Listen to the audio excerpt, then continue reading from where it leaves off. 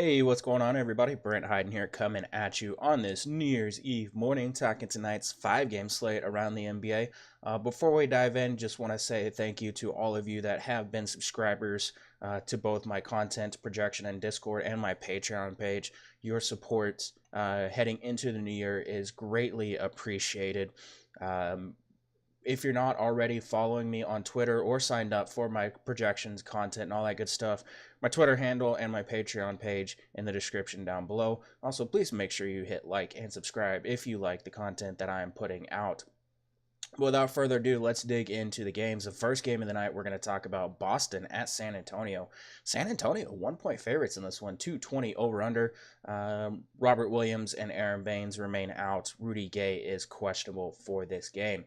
Kyrie Irving been just ridiculously dominant of late, averaging 28.5 points on 55.4% shooting over his last 4 games, has recorded a double-double in each of the last 3 contests. LaMarcus Aldridge averaging 22.1 points on almost 60% shooting in the month of December. He's scored 20 or more points in 10 of the 15 games this month, including each of the last 3. He's been playing really, really well. Looking at Kyrie Irving, I have a lot of interest in him in cash and tournaments. 8,900 on DraftKings, 9,400 on FanDuel. It is worth noting that San Antonio's defense over the month of December, 105.9 defensive rating compared to their 109.6 on the season. So their defense has been better of late, but Kyrie Irving, pretty much matchup proof. The Spurs rank 17th in defensive efficiency to point guards in the season. They're allowing him to shoot almost 38% from 3. Kyrie Irving, obviously a guy can light it up from 3-point range. He's actually been shooting really well from 3 of late, 47.4 over the last 6 games. Kyrie Irving, very, very interesting in here. In the spot, I do have a lot of interest in him. Jason Tatum, Marcus Morris, guys that you can use in cash and tournaments. They're just consistently strong producers, and their minutes and their role in the offense really help secure their floor. Jason Tatum at 6K on DraftKings, 6,700 on FanDuel.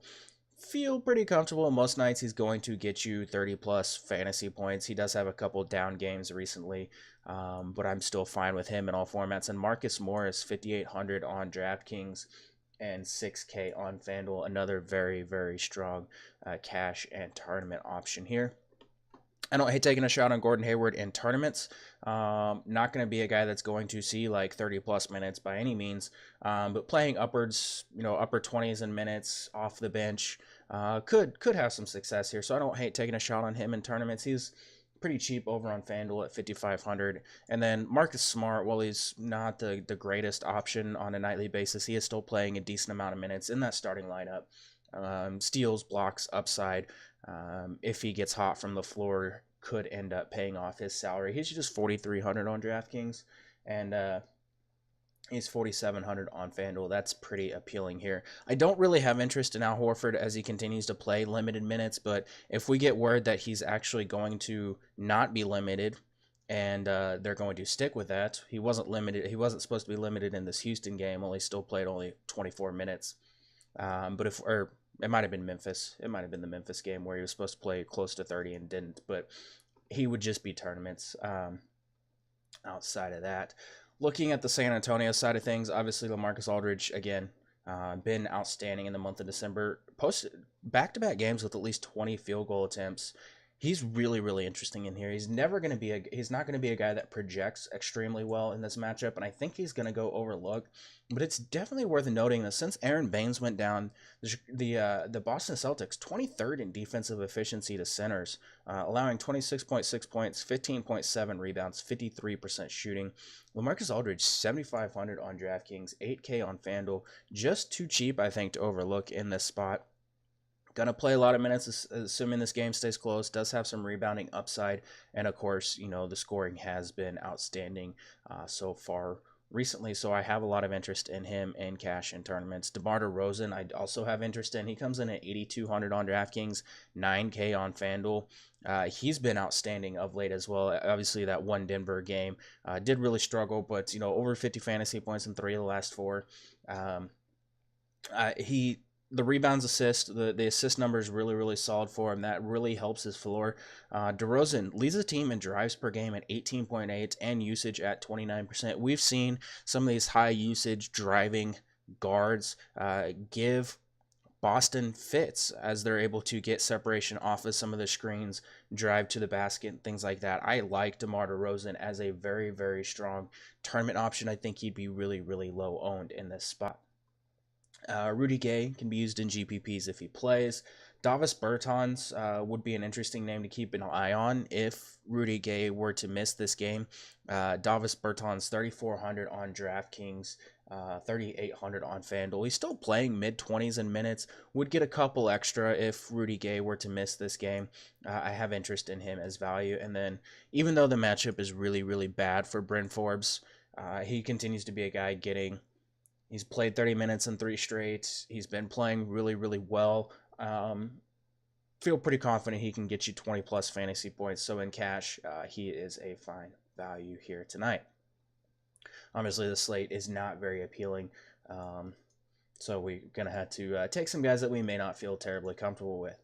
Moving on to Memphis at Houston. Houston 5-point favorites in this one. Just a 200 over-under. Chandler Parsons remains out. Eric Gordon is out, Chris Paul is out, and James Ennis is questionable for this game. Harden going to attempt to post his 4th straight 40-plus outing and 10 straight 30-plus point outings. Harden's averaging 40.6 points over the last 9 games. Yeah, he's been playing really well. Daniel House, 13 of 23 over the last 4 games. He's been playing pretty well. For Houston as well. And Jaren Jackson Jr. averaging 16.2 points on 55.2% shooting over his last 5 games. Looking at the Memphis side of this game, Mike Conley, very, very interesting here. Takes 25% of his shots at the rim, where Houston's allowing opponents to shoot almost 68%. Houston ranking 15th in defensive efficiency over the last 5 games, obviously because of Chris Paul going down. Mike Conley going to play a lot of minutes, take a decent amount of shots. 7,600 in this spot. I really, really like Mike Conley on DraftKings. He's 8,700 on FanDuel, a little less appealing. And obviously, he's not a guy that projects particularly well in this spot because Houston has been really strong against point guards for the majority of the season. But Mike Conley, very, very, very interesting here tonight. Garrett Temple's fine as a value. Kyle Anderson is a guy that I have interest in here as well as a really good cash game value, at least on DraftKings where he's 4,800, 6K on FanDuel, more of just a tournament guy. Anderson, 57% of his shots come at the rim. He's never a guy that you feel really confident in using, but we know the minutes are going to be there for him as long as he stays out of foul trouble. We know the production's going to be somewhat consistent. He's going to get you 20 plus most nights, has mid-20s and as far as a floor goes, and does have upside for 30 plus if he can get a couple blocks or steals, things like that. So I really like Kyle Anderson, especially in cash on DraftKings tonight. Jaren Jackson Jr., 48% of his shots come at the rim. Whenever you have a guy like Harden that's going to be driving to the rim a lot, you do have some extra block upside for Jaren Jackson Jr. Obviously, foul trouble always going to be a concern, but at 5,300 on DraftKings, this is a really, really, really good spot for Jaren Jackson Jr. 6,100 on FanDuel. Against Houston last time out, played 30 minutes, put up 30 fantasy points. Has potential for a really, really strong game here. I have a lot of interest in Jaren Jackson. And then Marc Gasol, just a perfectly fine cash option, 7,200 on DraftKings, 8,600 on FanDuel. Feel pretty confident that he's going to get you 30 plus most nights, going to play a lot of minutes, heavily involved in the offense, and it's a pretty good spot here for Marc Gasol. So I have a lot of interest in him as well. Looking at the Houston side of things, obviously James Harden is James Harden, coming in at 11.4 on DraftKings. Going to be a very popular option for good reason. He's 12.6 on FanDuel. Obviously, it's not a great matchup against Memphis, but James Harden, 3 straight 40 plus point outings, monster usage rate. When you take Chris Paul and Eric Gordon off the floor, this just sounds absolutely ridiculous, but it's a 128-minute sample size, 51.8% usage rate, 2.07 fantasy points per minute. 51.7% usage rate. 51.8%, sorry. That's 128 minutes. That's just ridiculous. I don't want to fade that in cash. Obviously, you can take a stand in tournaments, large field GPPs, building a lot of lineups. You can be like, I'm going to fade Harden and hope he just only puts up like 55, 60 fantasy points and not like 70. But in cash, I don't really see a reason to fade him in this spot. PJ Tucker, very, very strong value here. Memphis is allowing 36, almost 40% on corner threes. We know PJ Tucker, a guy takes 52% of his shots as corner threes. PJ Tucker, 4,500 on DraftKings, 4,700 on FanDuel. Gonna play a ton of minutes. Just needs to hit his shots. He's still gonna get his rebounds. He's still gonna get his steals and his blocks and things like that. Gonna be a consistent guy for you night in and night out. So PJ Tucker, a very strong cash value here. You can look at Austin Rivers, 4,900 on DraftKings, 3,800 on FanDuel. Obviously a better FanDuel play because you can drop a score if he sucks, but he's played over 30 minutes in 3 games with Houston already. Going to take a decent amount of shots as well. Matchup, obviously not that great, but now that he's in the starting lineup, helps secure his minutes. Daniel House would be a decent value if James Ennis is out. Daniel House, I mentioned, has been shooting really well of late, has top 20 fantasy points in 3 straight, going to play a decent amount of minutes again if James Ennis is out tonight. Clint Capella really did struggle in his last game against New Orleans, has struggled against New Orleans both times this season, but prior to that, had these monster games, especially against like Boston, OKC, really, really tough matchups. It's not a good spot here for him particularly, but he's still going to play a decent amount of minutes. Pulled down at least 14 rebounds in 6 of his last 10 games. It's kind of tough to fade him here, especially when center is not that strong here tonight. Moving on, Minnesota at New Orleans. New Orleans 5.5 point favorites in this game, 230 over under. Looking at the Minnesota side of things first, there's really not a whole lot we can do until we get the news on Derrick Rose and Jeff Teague, both guys currently listed as questionable for this game. We're just gonna have to wait and see. I'll cover it as if they are not going to play, but I'll make a couple notes here in just a second about what to do if they do. Towns averaging 28.3 points and 19 rebounds over his last 3 games. Wiggins just shooting just 33% over his last 3 games. Anthony Davis, really, really strong over his last 5 games, averaging 31.6 points, 16.6 rebounds. Scored 29 points in the first meeting with Minnesota last month. Drew Holiday been playing really well, averaged 22.5 points over his last 4 games. Julius Randle averaging 22.7 over his last 3 games. Robert Covington averaging 22 points on 14 of 29 shooting over his last 2 games. Again, for Minnesota, we're waiting on Derrick Rose, Jeff Teague news. That's going to be super important here tonight. But Robert Covington, very, very strong cash game play, GPP play, regardless of that news. We know he's going to get the minutes. He's been shooting pretty well over the last couple of games. New Orleans, 30th in defensive efficiency to small forwards on the season. They've allowed small forwards to rack up 23.2 points, 8.6 rebounds. I have a lot of interest in Robert Covington, regardless of what's going to happen with Rose and Teague. Obviously, does not have a ton of upside. This 51-point game is a little bit of a different story, but most nights going to get you 36, 37 minutes. Could get you over 30 fantasy points. I'm pretty comfortable with that in cash. You can roll them out in tournaments if you want. Dario Saric, Taj Gibson, 2 guys that you can look at for value here. Both these guys going to continue to split the minutes pretty evenly. We saw Dario only play 19 minutes last night. Both guys still strong value plays in this spot. If they fit your lineup, especially in cash, I'm fine with it. If you want to use them in tournaments as ways to get exposure to this game without spending a lot, you can. Andrew Wiggins, always just a tournament option for me. New Orleans ranks 21st in defensive efficiency to shooting guards, has allowed them to shoot 37% from 3. If Rose and Teague miss this game, Andrew Wiggins, 31.1% usage rate, 1.10 fantasy points per minute without those 2 guys, would be a very, very strong tournament option. Borderline cash if Rose and Teague are out, just because the shots are going to be there for him.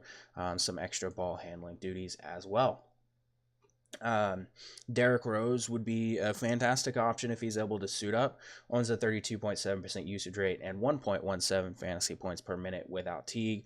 Obviously, we need that news. That's really, really important to how we can handle the rest of this game. I still have Rose right now projected for 28 minutes, and that's with Jeff Teague. Rose could still be used in tournaments if Jeff Teague plays, just because he's still a high upside option, but I do prefer using him if Jeff Teague is out. I don't really have interest in Teague if he plays. He is cheap. Could see limited minutes. He has missed a significant amount of time, so that's something to keep an eye on. If both of those guys miss, you can feel free to go back to Tyus Jones. Tyus Jones fit 5K on DraftKings, 4,500 on FanDuel. Pretty much hit his ceiling last night. Like I don't foresee that happening. He had 5 steals. He has 9 steals in the last 2 games. He's still going to play a ton of minutes, take a decent amount of shots. I just don't see the 5 steals happening again, but he's fine in cash. You can use him in tournaments if you so wish. And then Karl-Anthony Towns. Whenever you take Rose, or without Teague on the floor this season, 1.43 fantasy points per minute, 28.4% usage rate. If you take Rose and Teague off the floor, 35.7% usage rate without those guys. Karl-Anthony Towns, 9,300 on DraftKings, 9,800 on FanDuel. He's a strong tournament option regardless of Teague and Rose news. If Teague is out, Towns a really, really good cash and GPP option. If Rose and Teague are both out, Karl-Anthony Towns has to be considered a core play in this spot tonight. Looking at the New Orleans side of things, we do have news that Elfrid Payton is probable for this game. I would still keep an eye on that. They've done this before where they've listed him as probable and he still missed like 2 games after that day. But looking at Anthony Davis continues to be a monster. Did struggle against the Rockets, but it's Anthony Davis. Like there's really not anything that needs to be said. 11-5 on DraftKings, 12-7 on FanDuel. Perfectly fine cash tournament option. Continues to just be a freaking beast. Julius Randle, I have a lot of interest in. We do know Mirotic is going to be out for this game. Minnesota, 20th in defensive efficiency to power forwards on the season. Obviously, 25.7% usage rate. Whenever he's sharing the floor with Davis and Holiday, Julius Randle coming off 2 really strong games. It's a really, really good spot here for him tonight. I have a lot of interest in Julius Randle as a cheaper way to get some exposure to the New Orleans side of this game. You can also look at Jrue Holiday. Obviously, the return of Elfrid Payton could hurt him just a little bit, but I don't foresee it being that much of a hit, especially since Elfrid could play limited minutes. Jrue Holiday coming in at 8,500 on DraftKings, 9,300 on FanDuel. Still a strong cash and tournament option. Status of Darius Miller is going to be important to watch. E'Twaun Moore would be the guy that I have the most interest in if Darius Miller misses. E'Twaun Moore coming in at 4,200 on DraftKings, 4,700 on FanDuel. Opposing small forward shooting 45.2% from the floor and 40.3% from beyond the arc against the Minnesota Timberwolves this season. E'Twaun Moore, a really, really, really good value. We saw him play a ton of minutes last game. He did torch the Wolves last time these teams faced off last month, put up 31 real points. I have a lot of interest in him. Darius Miller, a very fine value play if he's able to play tonight. Outside of that, Elfrid Payton would probably be on a minutes limit, but if he's going to play close to his normal workload, he can be used in tournaments. Moving on, Dallas OKC. We just saw this game last night. OKC 8-point favorites in this one, 224 over under. Wesley Matthews and Alex Abrinas, the 2 guys that we're waiting on news for. Luka Doncic averaging 25.8 points over his last 4 games, 11 of 21 from 3-point range in the last 2. Harrison Barnes averaging 20 points over his last 4 games. He's been playing really well. DeAndre Jordan had a really strong outing last night, has registered 8 double-doubles in his last 10 games. Paul George continues to be one of the hottest players in basketball, maybe behind like James Harden, but has scored at least 30 points in 8 of his last 12 games, while averaging 32.7 points per game over that stretch. He's actually out-usaged Russell Westbrook for the month of December. Dennis Schroeder averaging 19.5 points over his last 2 games. Jeremy Grant has been playing really well as well, scored in double figures in 9 straight games. for OKC.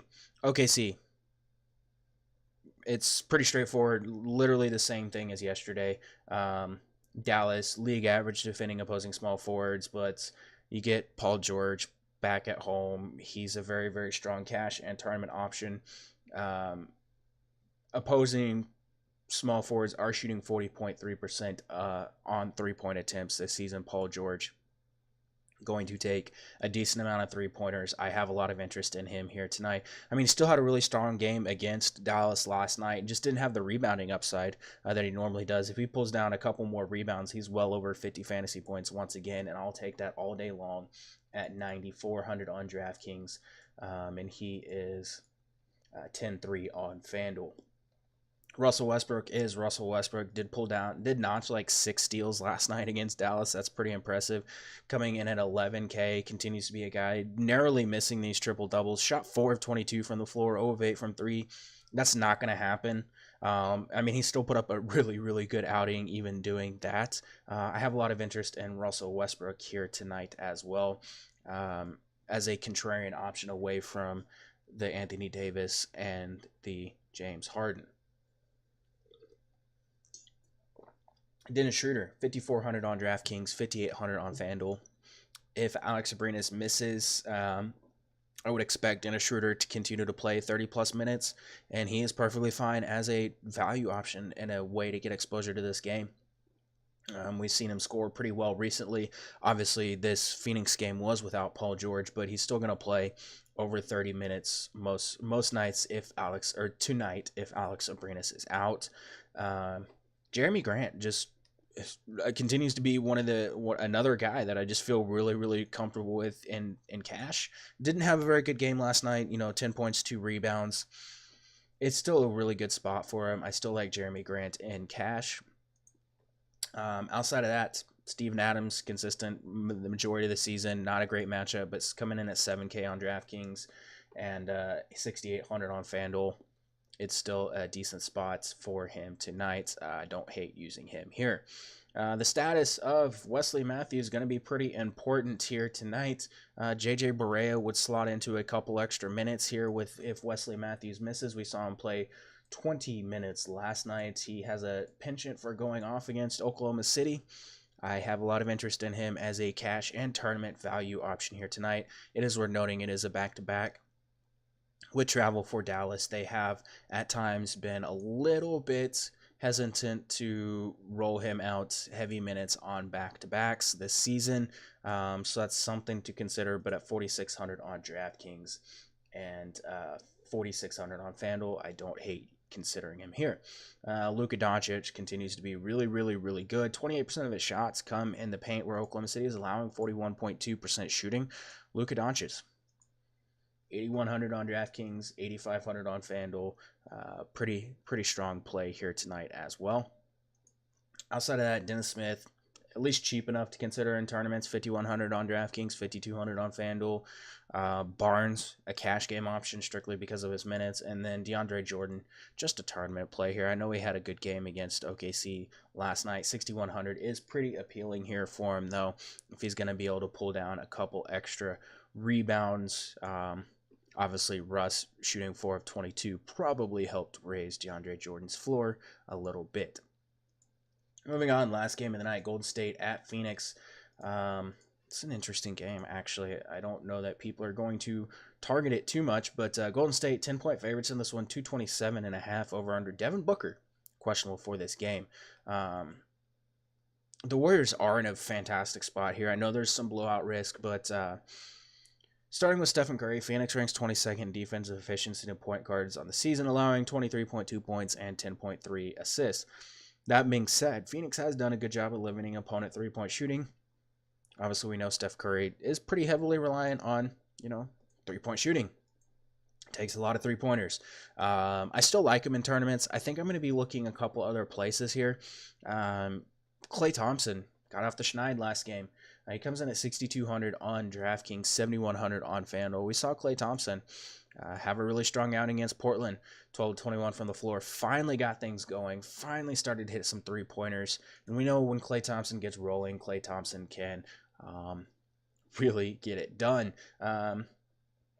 Suns are allowing opposing shooting guards to shoot 47.3% from the floor, 39.3% from three. 6,200 for Klay Thompson in this matchup is just way too cheap. I don't know how you fade him in cash and tournaments in this spot tonight. He's 7,100 on FanDuel. More of a tournament play there, but DraftKings, that's just ridiculous. Ridiculous pricing. It's a good spot for Kevin Durant. Suns ranked 23rd in defensive efficiency. Two small forwards on the season, giving up 22.1 points, 7.5 rebounds, 46% shooting, and 37% from beyond the arc. He can be used to cash, GPPs. 9,700 on DraftKings, 10.5 on FanDuel. I think I'd still feel a little more comfortable with like Paul George or some of the other studs, but if you're fading studs and you're going for, you know, a little bit more balanced, Kevin Durant is perfectly fine. Draymond Green, 6,400 on DraftKings, 7K on FanDuel. I realize he's been, since returning from injury, he's been really inconsistent. He's been a pretty big letdown. He didn't have a very good game against Phoenix last time these teams played off. I mean, it was 27 minutes, but still. Green taking 42% of his shots at the rim. Phoenix allowing 66% shooting at the rim. Phoenix giving up a lot of rebounds this season, giving up 45.9 rebounds. Draymond Green, 6,400, really, really cheap. I don't hate using like Green and Thompson as cheap ways to get exposure here. He's 7K on FanDuel. I'm fine with that in cash and tournaments. I still really like him on DraftKings because the triple-double and double-double bonus as well. KEVON Looney, 32 of 44 from the floor over his last 8 games. Doesn't have a ton of upside. 81% of his shots come at the rim. Phoenix obviously does struggle against big men. KEVON Looney coming in at 3,700 on DraftKings, 4,200 on FanDuel. Most nights he's going to get you right here in these low 20s. He's still playing a decent amount of minutes, which is good to see. Very rarely is he going to score, you know, in these low single-digit teens, things like that. But this is a spot where KEVON Looney at 3,700 I think is a very, very strong cash value. I would look at JONAS JEREBKO in tournaments, 3,600 on DraftKings and 3,700 on FanDuel. He has the higher ceiling. He's going to play fewer minutes. He does have the lower floor. Did have a really strong outing against Phoenix last time these teams played. So I don't hate using him in tournaments, with KEVON Looney being the cash guy here. Phoenix probably struggles to stay in this game, especially if Devin Booker misses, but Devin Booker has been ridiculous since returning from his hamstring injury, averaging 51.7 fantasy points on 28.3 points and 9.5 assists, 4.3 rebounds, 46% shooting over the last 6 games. It's obviously not the best matchup here for Devin Booker, but Devin Booker coming in at 8,300 on DraftKings is a very, very strong tournament option. I'm fine with him in cash if you think this game stays close. He's 9K on FanDuel. I'm fine with him in tournaments over there too.